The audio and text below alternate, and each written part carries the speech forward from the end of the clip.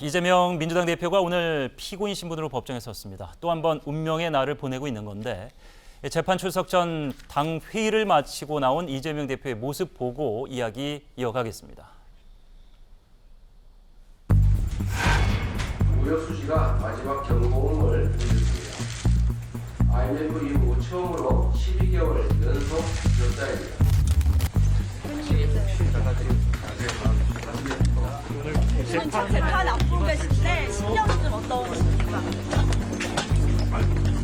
재판에서 어떤 부분 집중적으로 소명하실 예정인가요? 선고에서 좀 어떻게 소명하실 계획이세요? 정기소라고 말씀하셨는데 어떤 부분 중심으로 좀 소명하실 계획이세요? 검찰 논의에서 어떻게 대응하실지 법정이 공개돼 있으니까 법정에서 취재를 하시는 게 좋겠습니다. 김문기와 기억이 없다 이렇게 말한 거를 검찰에서는 어떤 법정과 연계돼 있다. 네, 침묵. 저희 기자단 중에서는 저희 OBS 기자도 있었습니다만 지난 며칠간은 그래도 짤막짤막한 본인의 언급이 있었는데 오늘은 아예 이야기 자체를 하지 않았습니다. 자신의 지지층에게 잠시 손인사를 하는 정도, 기자들의 질문에는 일단 침묵했는데 이번 재판은 크게 두 가지 혐의를 다루고 있습니다. 자, 먼저 고 김문기 처장 얘기인데요. 2021년 12월 22일 방송 인터뷰 내용입니다. 시장 재직 때는 이게 이제 중요 포인트입니다. 고 김문기 성남도시개발공사 개발 1처장을 알지 못했다. 2021년 10월 20일 경기도 국정감사에서는 백현동 한국식품연구원 부지 용도 변경 특혜 의혹 사실이 아니다. 크게 이 두 가지 혐의와 관련돼서 재판이 진행되는 겁니다. 먼저 고 김문기 처장 얘기부터 해보도록 하겠죠. 이 검찰 김 전 처장의 극단적 선택으로 파장이 커지다 대선에 미칠 영향을 줄이기 위해서 이 대표가 의도적으로 거짓말을 했다 이렇게 보고 있는 상황입니다.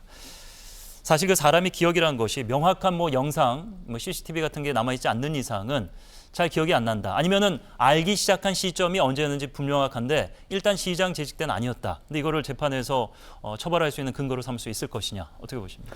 이게 참 보통 문제가 아닌 것이 그 권순일 전 대법관 있을 때 그 지난번에 재판받은 이 공직선거법 위반 허위사실 공표 그 형을 강제 입연시키겠다 안 시키겠다는 이 문제에 있어서 적극적으로 그 이제 공표를 한 것이 아니다. 네. 이래서 파기환송이 됐단 말이에요.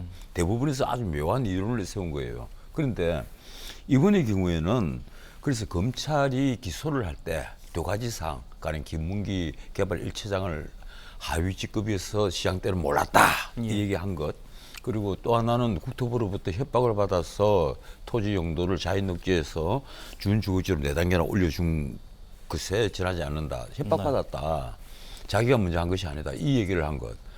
이것이 검찰은 기소를 할 때 이미 뭐라고 얘기를 했는가 하면 적극적으로 공표를 한 것이다. 네. 하나는 기자들의 문답에서 나온 얘기고 또 하나는 국정감사장에서 한 얘기라는 겁니다. 예. 그래서 이제 벌금 100만 원 이상은 거의 분명해 보인다 이제 이런 주장인데 이 벌금 100만 원 이상 받으면 민주당이 와해가 됩니다. 대선자금 434억 받은 것을 그대로 반납을 해야 된단 말이에요.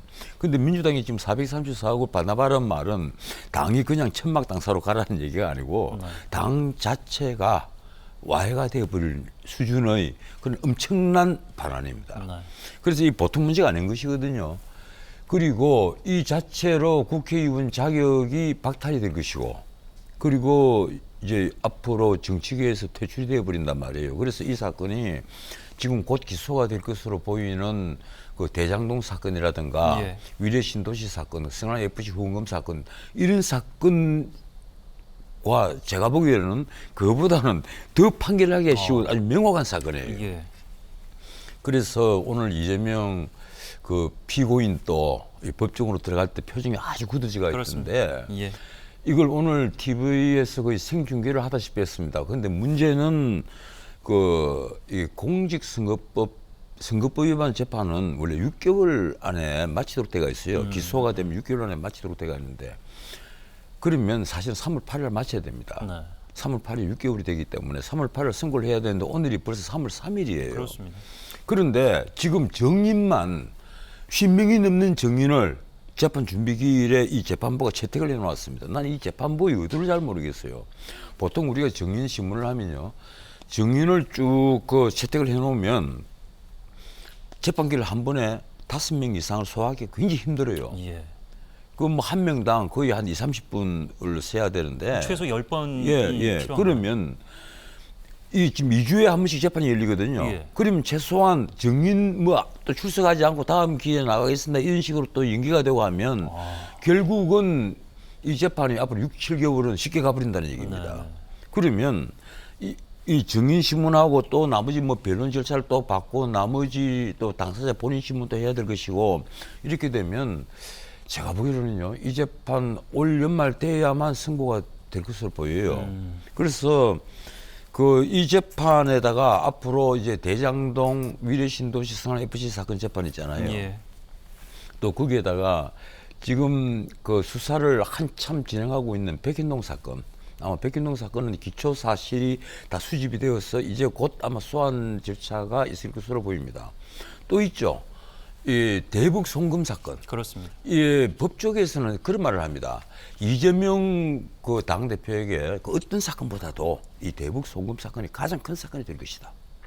이 사건은 단순히 이건 제3자 뇌물이나 혹은 뇌물죄 이런 의율될 사건이 아니라 북한 문제가 연결이 돼가 있기 때문에 네. 이건 자칫 잘못하면 여러 가지 다른 범죄에 그 연루될 가능성이 높다. 네. 그래서 굉장히 이게 중요하게 보는데 이렇게 되면요. 앞으로 이재명 당대표는 법정과 검찰청에서 왔다 갔다 한다고 시간을 다 보내야 될 판이 당무를 됩니다. 볼 시간이 예, 없을 수도 있고. 거의 없어지는 거죠. 일주일에 적어도 한두 번은 법정에 나가야 될 것이고 또 어쩌면 한 달에 2~3번 검찰청에 또 가야만 되는 네. 그런 상황이 벌어진단 말이에요. 그래서 제가 보기로는 이재명 그 당대표로서는 이제부터 본격적으로 이제 그 상식과 혹은 법과 이 싸움이 벌어지고 있다. 예. 이건 이재명 당대표는 그런 생각을 할 거예요. 나는 내 뒤에 튼튼한 나의 지지자가 있지 않느냐 이런 생각하지만 어떻게 보면요. 이 역사와의 전쟁입니다. 지금까지 그 이런 식으로 이게 정치범이 아니란 말이에요. 가령 이재명 그 당대표가 정치범 영역이 있다면 과거에 YS나 DJ처럼 다시 정치적으로 재기를 해서 대통령 반열에도 올 수가 있겠지만 명분이 있는데. 이건 정치범의 반대인 예. 어떻게 보면 잡범 영역입니다. 그러니까 이재명 당대표가 이런 그것도 아주 중한 징역 10년 이상 무기징역까지 다 선고할 수 있는 뇌물죄가 연결이 돼가 있는 잡범의 영역이란 말이에요. 그런데 이런 걸 5개를 한꺼번에 지금 다 수사를 받고 있고 예. 또 재판이 회부되고 있고 거기다 오늘 공직선거법 위반까지 걸려가 있는데 이래놓고도 과연 살아날 수 있겠느냐. 예. 이건 우리 야당 민주당을 같이 늪으로 끌고 들어가는 것뿐 아니라 예. 어떻게 보면 우리 일반적으로 국민들이 갖고 있는 상식 또 그 기본적인 어떤 법적인 정의 이런 것과의 전쟁이다. 제가 보기로는 이재명 당대표가 정치적으로 자기가 재기를 하기 위해서는 지금 당대표의 직무를 내려놓는 것이 자신들의 진영을 위해서 자기가 헌신하는 마지막 도리가 아니겠느냐. 네. 저는 그렇게 보고 있습니다. 예.